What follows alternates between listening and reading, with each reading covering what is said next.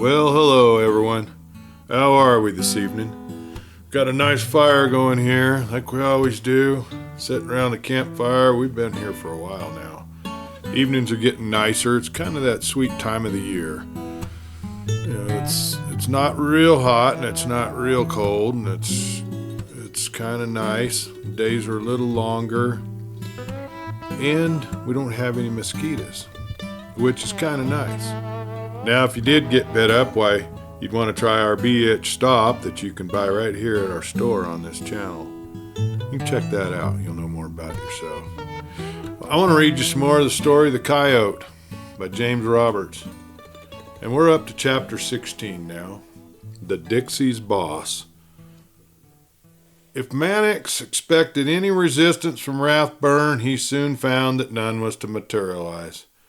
The deputy, a short, rather stout man of perhaps 39, with bronzed features, clear brown eyes, and a protruding jaw covered with a stubble of reddish-brown beard, was nevertheless wary of his prisoner.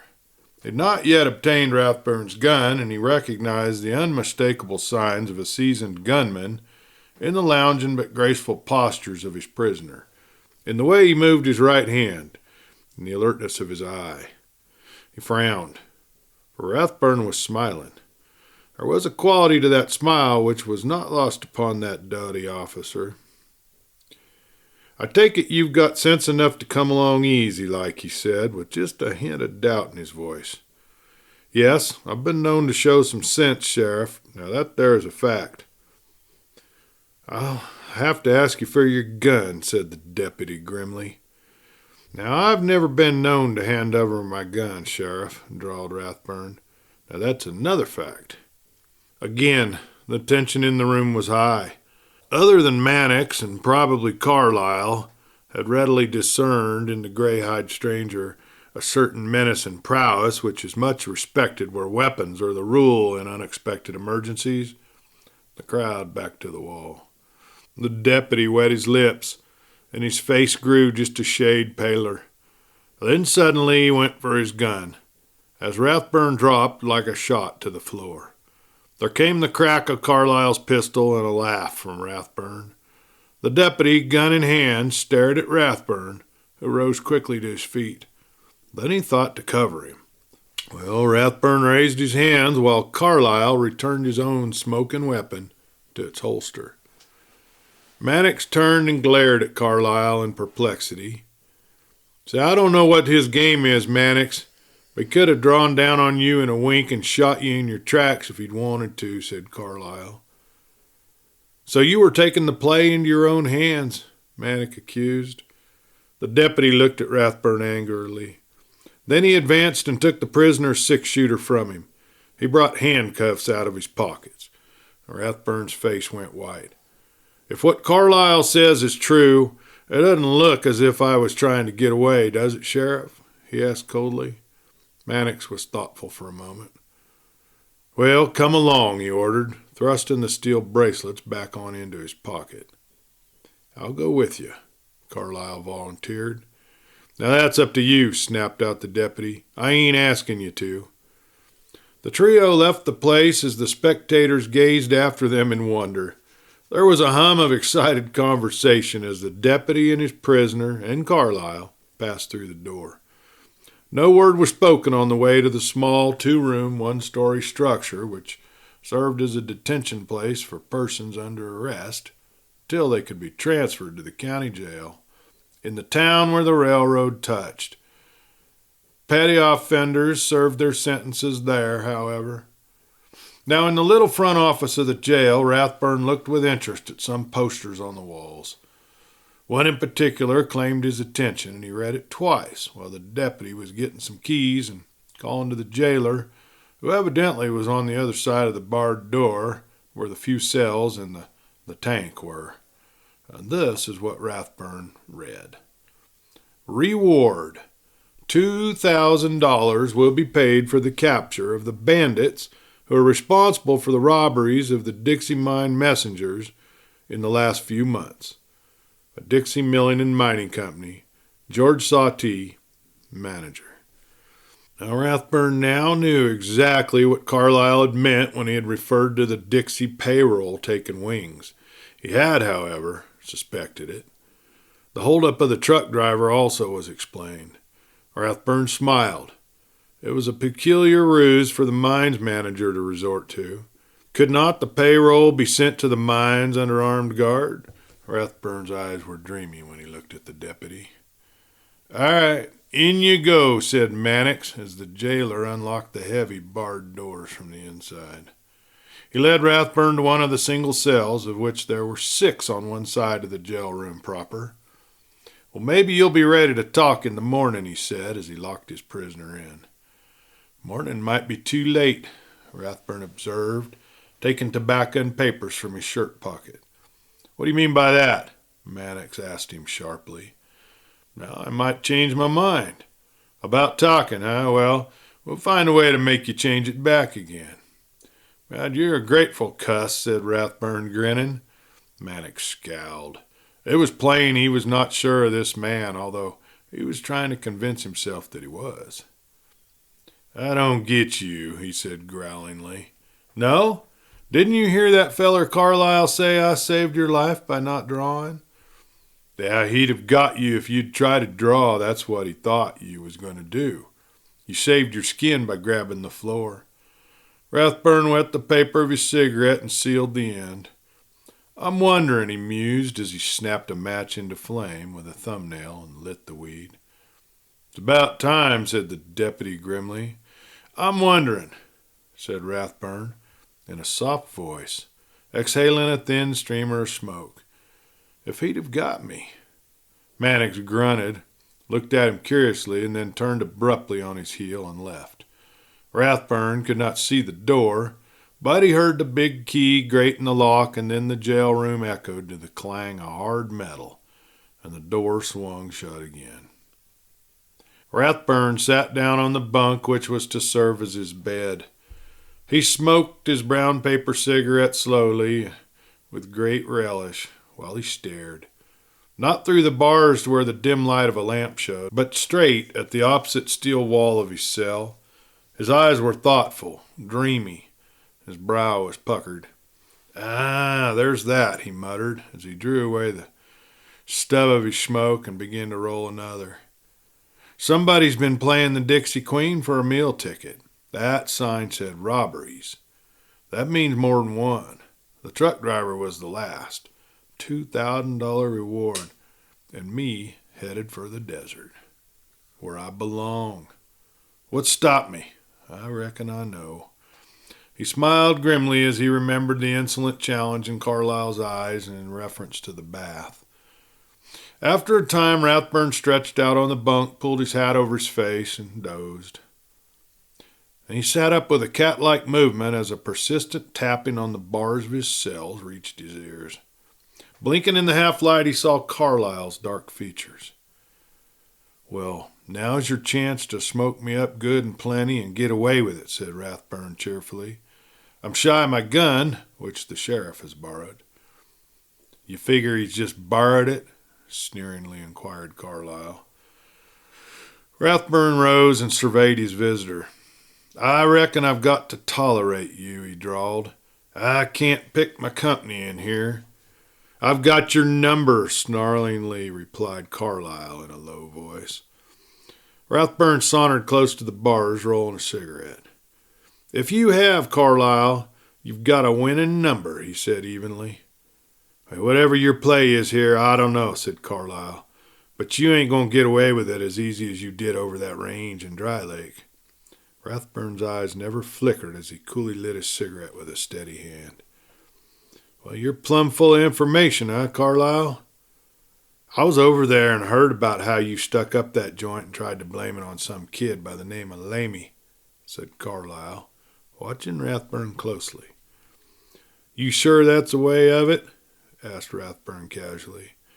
"No," replied the other. "I know that kid stuck up the joint, and you took the blame to keep him under cover. Now, I don't know your reasons, but I guess you don't want the facts known. You broke jail, and they ain't never forgot that over in Dry Lake. There's a reward for you over there, and I wouldn't be surprised if there was some money on your head in Arizona, Coyote." Rathburn's eyes were points of red between narrowed lids. "The Coyote," said Carlyle in a hoarse voice of triumph. "And the way it looks, I'm the only one hereabouts that knows it." "I told you was plumb full of information," said Rathburn. "The Coyote has a bit of a record, they tell me." Carlyle leered at him. "There's more than one sheriff would pay a pretty price to get him safe, huh?" "Just what's your idea in telling me all this, Carlyle? Why don't you tell what you know to Mannix, eh?" "Maybe I'm just teasing you along." "Not a chance, Carlyle. I know your breed." The other's face darkened and his eyes glittered as he peered in through the bars. "What's your breed?" he asked sneeringly.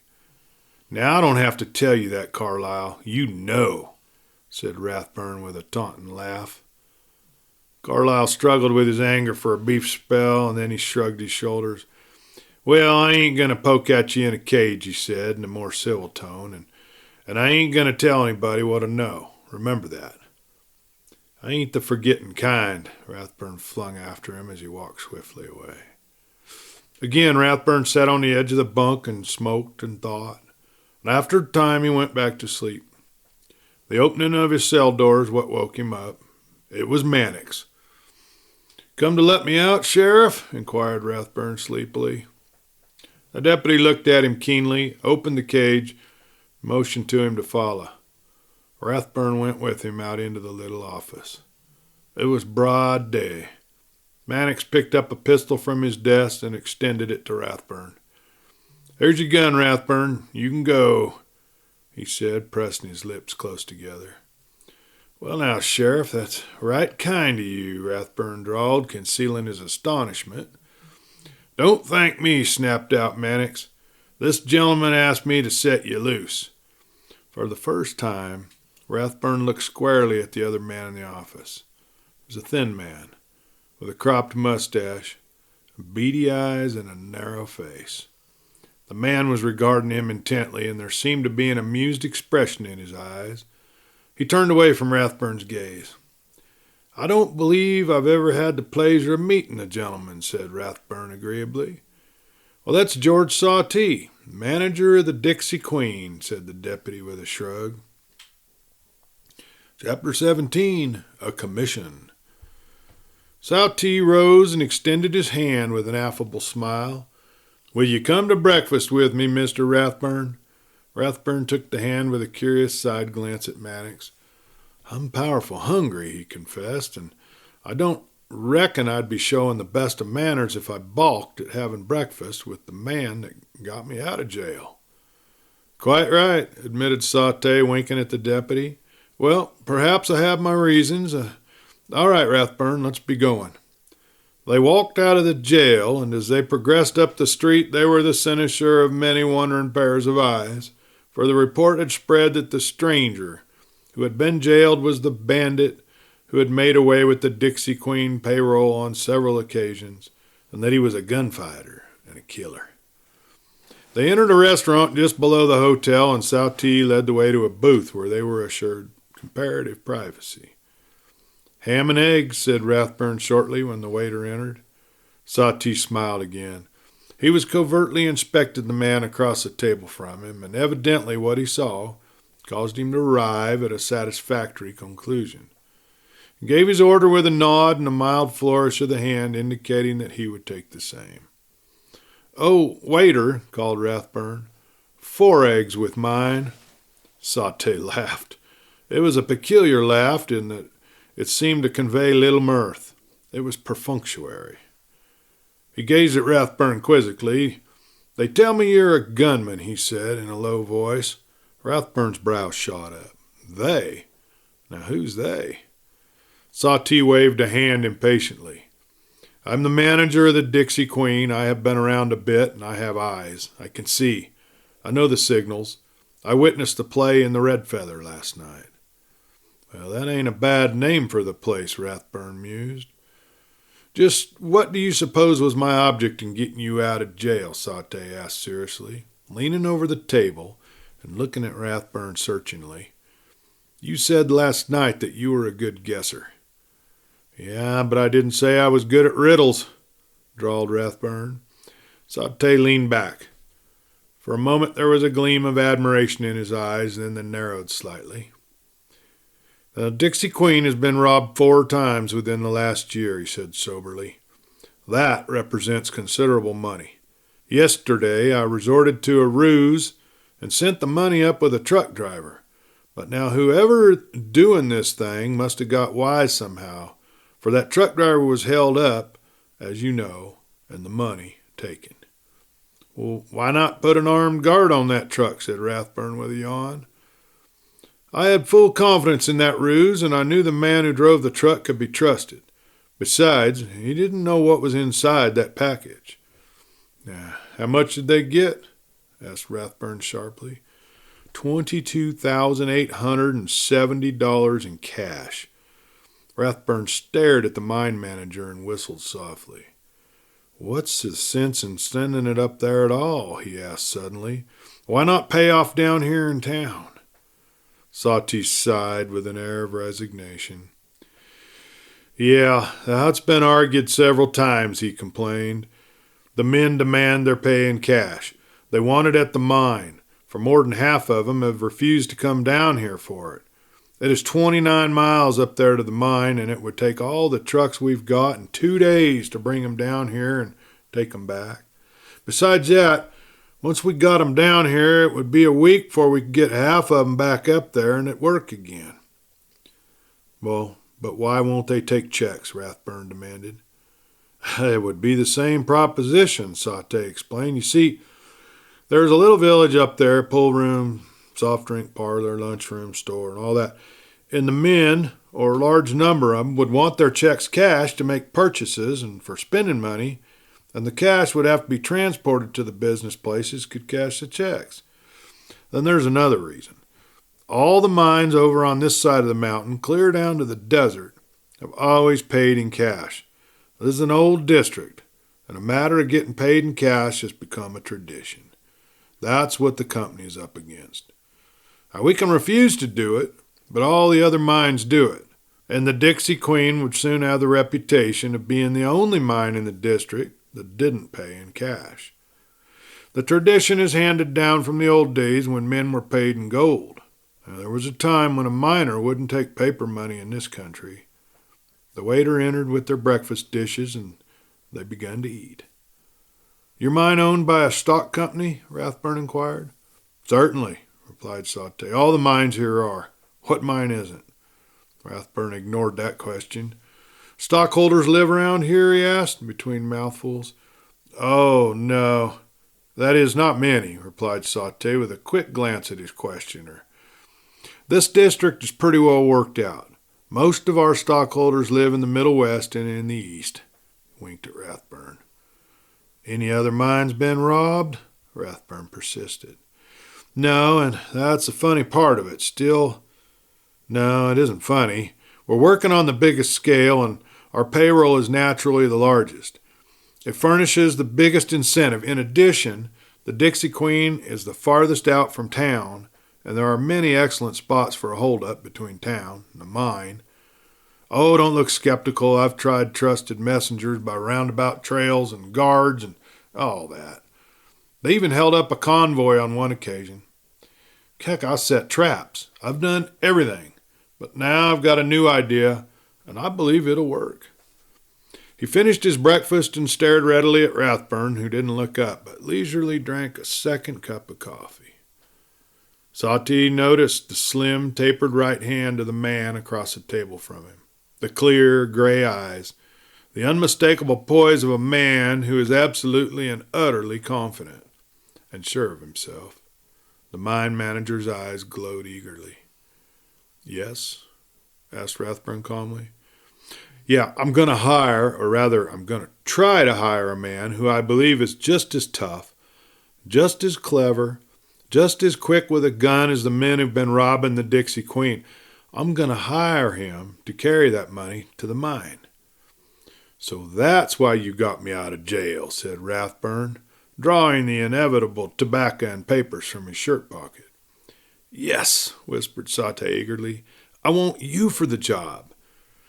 "Well, you ain't forgetting that I was suspected of that last job, are you? That's why I went to jail, I reckon."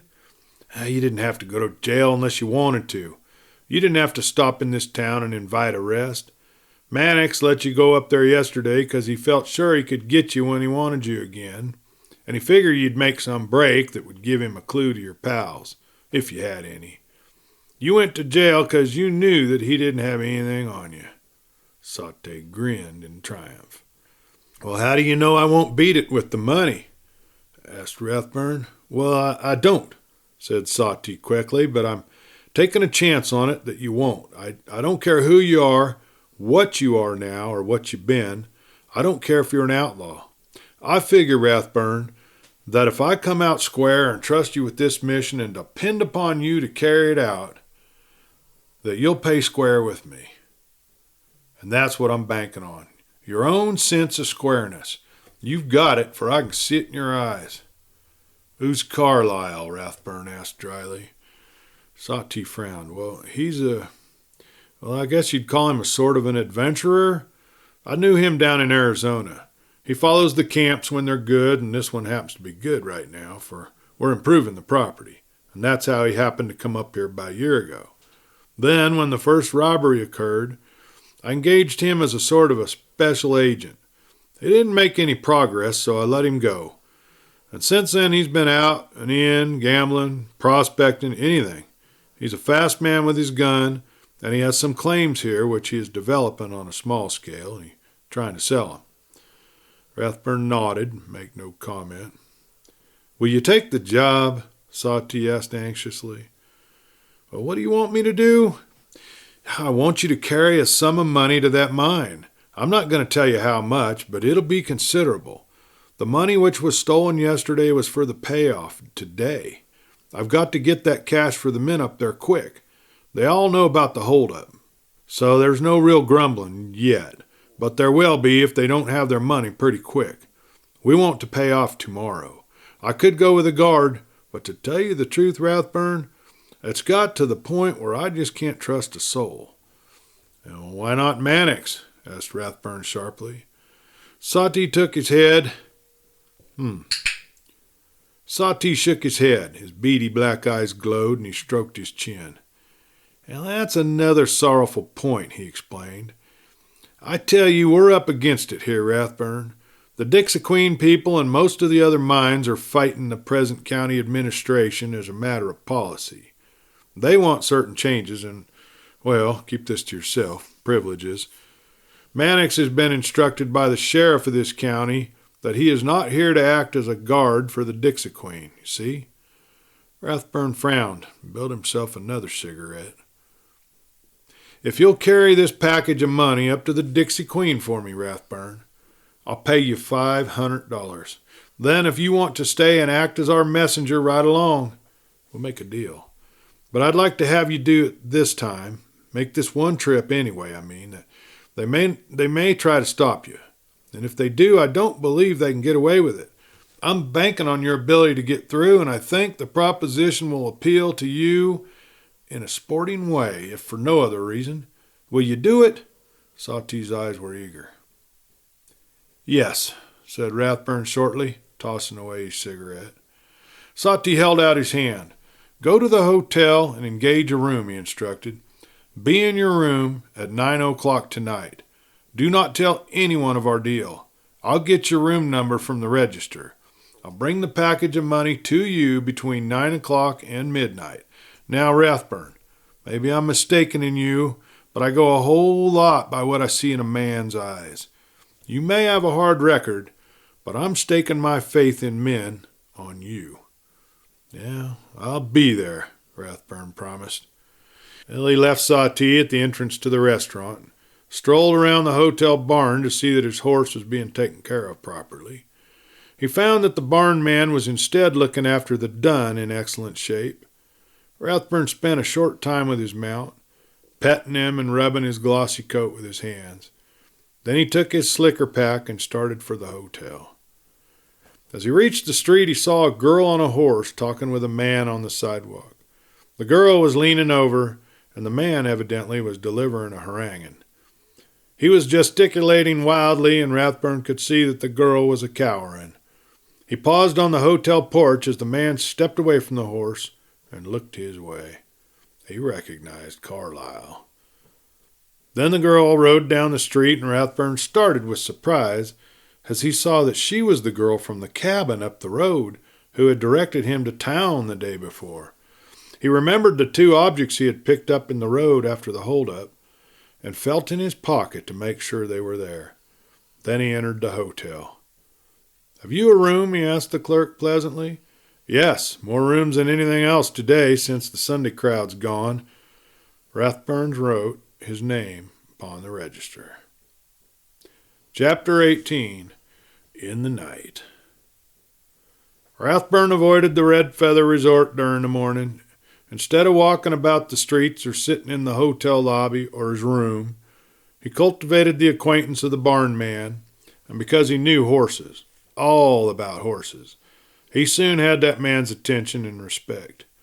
Although Rathburn suspected that he already had a reputation in the town, he did not know that Carlyle was steadily adding to that reputation through the medium of veiled hints, dropped here and there, until a majority of the population was convinced that a desperate man was in their midst, and that Mannix had permitted him to go free for certain secret reasons. Thus a web of mystery and suspicion was cleverly woven about Rathburn's movements. It was not until afternoon, however, that Rathburn began to realize on his intimacy with the barn man. Then they began to talk of trails, and for more than an hour the barn man, caught in the spell of Rathburn's personality, divulged the secret of the trails leading to and from the Dixie Queen. "The best trail, and the straightest, if you should ever want to go up there and look at the mine like you say," said the barn man, "hits into the timber behind the first cabin to the left above town." Rathburn nodded smilingly. It was the cabin where he had first seen that girl. "Now it's about 29 miles to the mine by that road," the man exclaimed. "But that trail will take you there in less than 20. Well, maybe 20 or 21. Or you can go up the road till you get to that big hogback. That's where they held up that truck driver yesterday. And you cut straight up the hill from the south end of it. I guess those are the best trails from what you say," was Rathburn's yawn and comment. "Oh, them's the best," the other added. "Now there's another trail going out below town that follows southeast along a big ridge, but that trail's as far as the road. When you going up?" "I don't know," replied Rathburn noncommittally. "Say, I guess I know where that cabin is on the left side of the road going up. I stopped at a cabin up there coming down and asked a gal how far it was to town." "Yeah, that's it," said the barnman. "That's the one. Trail starts right back of that cabin." Rathburn yawned again. "Smart-looking gal," he observed, digging for his tobacco and papers. "Who is she?" "Well, that's Joe Carlyle's sister. Anyway, he says she is. There's been some talk. Carlyle lives there, and when he ain't out in the hills or on a gambling trip or some other town." "I see. Well, old-timer, I ain't hung on that feed bag since morning, and I'm going on a still hunt for some grub." Rathburn went to the Red Feather for his dinner. He was thoughtful through the meal and kept an eye out for Carlyle, but he didn't see him. And during the remainder of the afternoon, he hung about the Red Feather and the other resorts, but did not see Carlyle.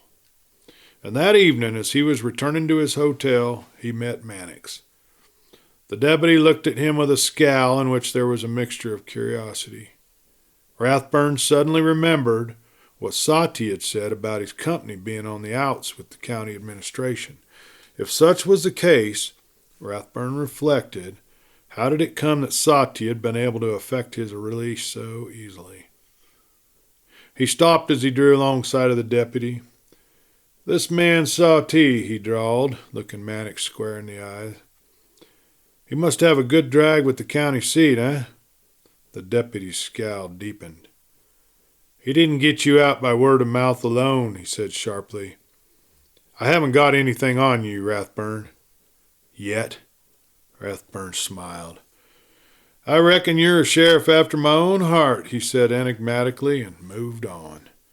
Mannix looked back after him for a moment, then continued on his way.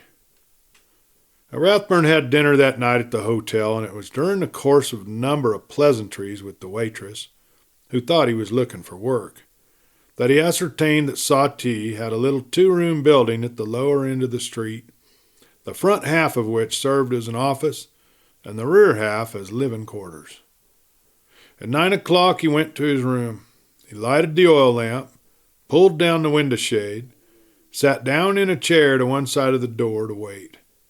An hour passed with no sound save occasional footfalls in the hall and the drone of the wind in the trees outside. Another hour had nearly been consumed in waiting when Rathburn heard someone coming up the stairs. The footfalls were soft, cat-like. He could hardly hear them, and it was the fact which made him instantly alert. The footfalls now sounded in the hallway. They were near his room. He rose. He stepped close to the side of the door. Then came a soft knock. Rathburn suddenly opened the door, and Sati started back, blinking his eyes. The mine manager peered about the room, then entered swiftly. "God, you startled me," he accused with a forced smile. Rathburn closed the door softly and turned the key in the lock. "I'm just taking natural precautions," he explained. Sati shook his head and put fingers to his lips. "Not so loud," he warned. "These walls," he waved a hand about, "are all ears." He took a package from beneath his coat and handed it to Rathburn. "Put it in your shirt," he instructed. "Deliver it to the office at the mine and take the bookkeeper's receipt. Then report to my office here in town. I wish you luck, and I want you to know that I have the utmost confidence in you." "You keep such large sums on hand all the time?" Rathburn asked, putting the package in his shirt. He was mindful of the fact that a similar sum had been stolen the day before from the truck driver. "There's a private bank here," answered Sati frowningly. "He let me have it, but he's already sent to the county seat for more cash, which will come by auto express tomorrow probably. Anyway, the bank will get most of this back, so their cash won't be short long." Rathburn nodded. "Let's see," he suggested. "There was a little item of $500 between us from my servant. Am I right?" "There is such an item," snapped out Sati, "when you've delivered." "Of course," replied Rathburn. "I couldn't expect to be paid in advance. I'm to deliver the money at the mine and report to you for the $500. "Exactly," said Sati.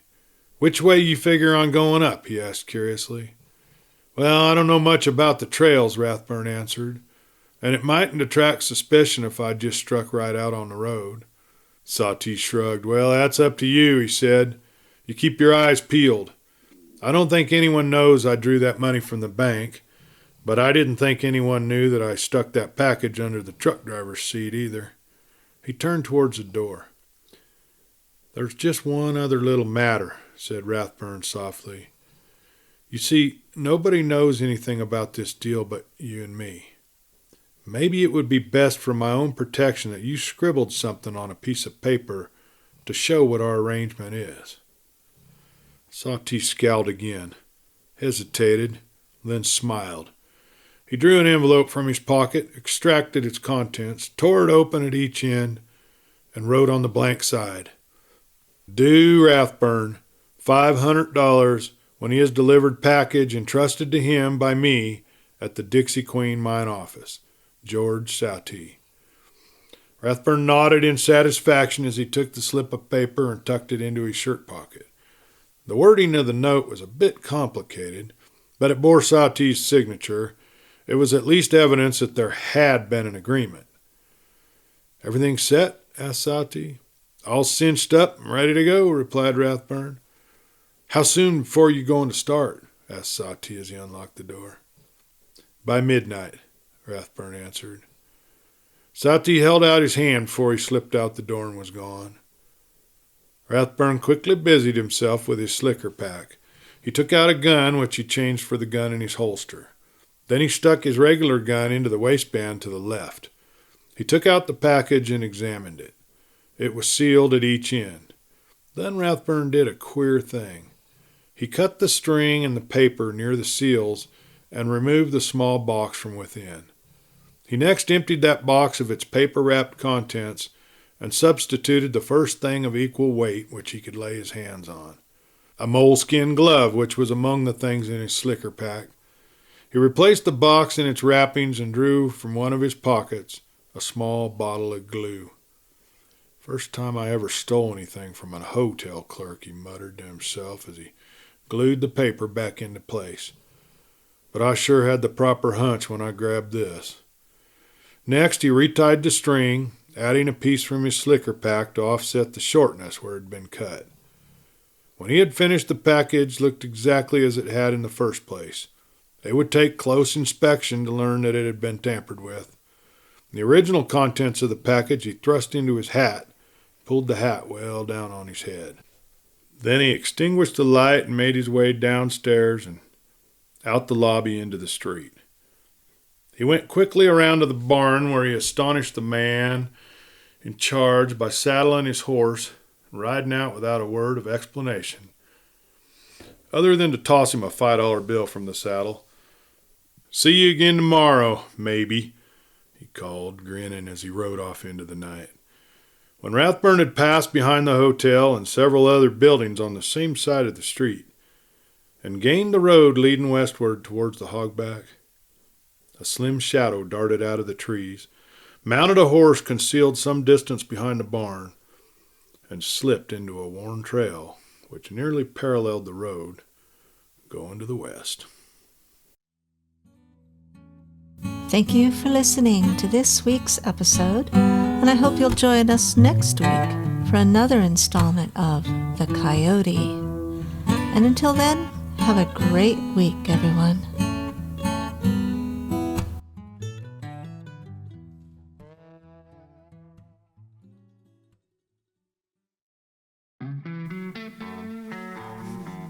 Hey folks, Clay Steele here.